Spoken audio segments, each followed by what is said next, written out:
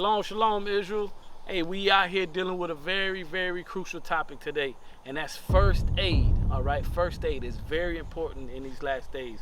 No matter what can happen, you never know what can happen out there, especially if there's no medical to be able to come out and administer, no ambulances coming. You just never know what type of situation we might be in, all right?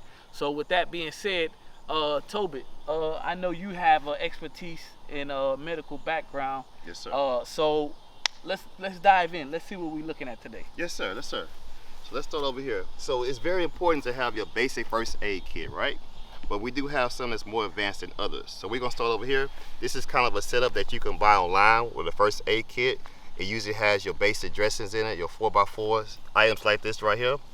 And it might have like a little tool that you can use also. And a tourniquet with it. There's actually a tourniquet that comes with this one right here. But this one you can buy separately online also. So let's imagine this, y'all. Let's keep this in mind.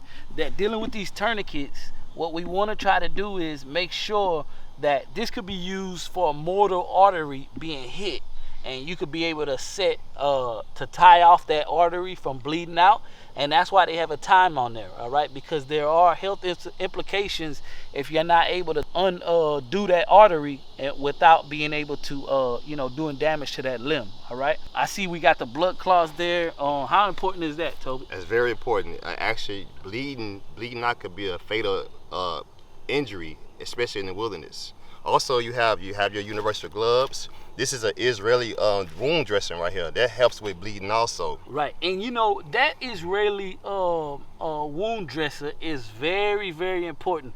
If I would encourage everybody to look into that and try to find that one, along with that Halo chest seal. Right. So the chest seal could be used for any type of injury to the chest area, the lung area, anything like that, like a gunshot, a stab. Right. This is very vital for that. Right. So y'all, as y'all see, we dealing with some major trauma right here. You got the major limb being struck. You got the Israeli tourniquets, and you got the chest seal for bullet wounds, stab wounds. And then now, as we continue to work our way over, what is this we looking at? So these are universal splints. If you break a limb, your arm or leg, this is a universal splint that you can use to immobilize that limb. So whereas you can set the bone in place and immobilize it, basically. Okay. And then as we continue to move right along down, we're looking at some gauze. That seems like a must-have for everybody, right? Yes, sir. Gauze is crucial in any type of trauma event. So gauze, you can never have enough gauze. So that's very important. Also, right here next to it, this is a suture kit. This is the kit, and these are the sutures that come with it, along with more gauze right here. Okay, so with the suture kit, what do you suggest?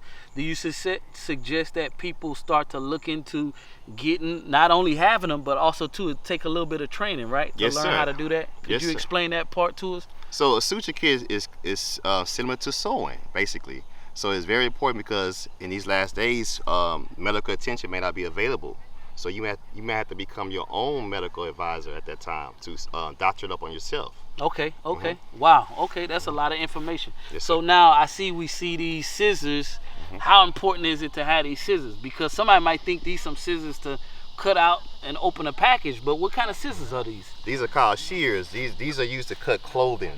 So if anyone's injured, you can cut pants, jeans, a jacket, leather, very easy with these type of scissors. Wow. Okay. All right. So as we move down, we're looking at a little bit more minor stuff.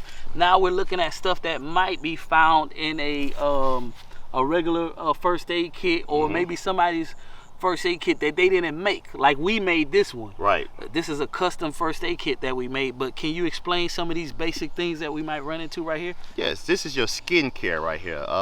You have your betadine. You have a item that you can use as a first aid cleaner. Your chamomile lotion. Any type of rash ointments is kind of right here in this area right here, along with band-aids and tape. This is more like a item that you could use to provide cold pack to it. So basic skin care in this item right here. Okay, and as we see, we have tape here, waterproof tape, and even duct tape, y'all. Even duct tape. Duct tape works. All right, we gotta remember to be able to improvise in these last days. Right. Right. It's very, very important that we think on our feet. What you just saw here was an advanced first aid kit. All right, a trauma kit. So It's also called an IFAK. All right. So with that, we want you to look into these things. We'll have we'll have links to these products below. We want our people to be able to not be ignorant of these things. All right. It's not first aid kit it goes past just a Band-Aid. All right. Right. So with that, till the next time we see you. All right. Shalom.